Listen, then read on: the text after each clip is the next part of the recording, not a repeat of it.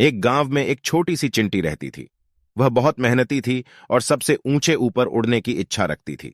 पर वह छोटी थी, इसलिए उसे उच्च स्थानों तक पहुंचने में काफी कठिनाइयां आती थीं। एक दिन चिंटी के बगीचे में एक कबूतर आया।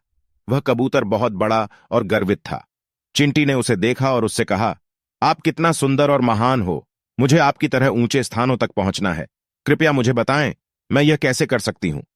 कबूतर उसे देखकर मुस्कुराते हुए बोला, हे छोटी चिंटी, तुम ऊंचे ऊपर उड़ने की इच्छा रखती हो, लेकिन तुम इतनी छोटी हो कि तुम्हारे पंखों के साथ वह संभव नहीं हो सकता है।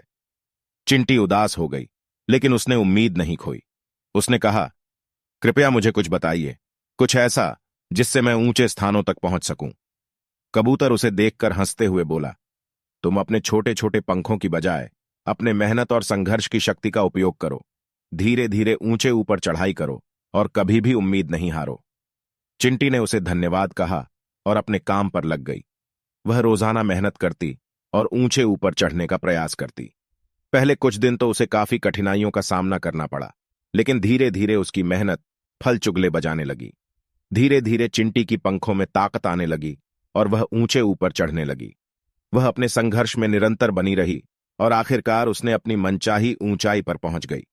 यह देखकर कबूतर चिंटी के पास आया और उसे बधाई देते हुए बोला, देखो छोटी चिंटी, मैंने तुम्हें कहा था ना, तुम अपनी मेहनत और संघर्ष की शक्ति से अपनी मनचाही ऊंचाई पर पहुंच सकोगी।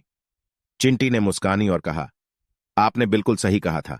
धन्यवाद कबूतर। अब मैं समय समय पर आपकी सलाह याद रख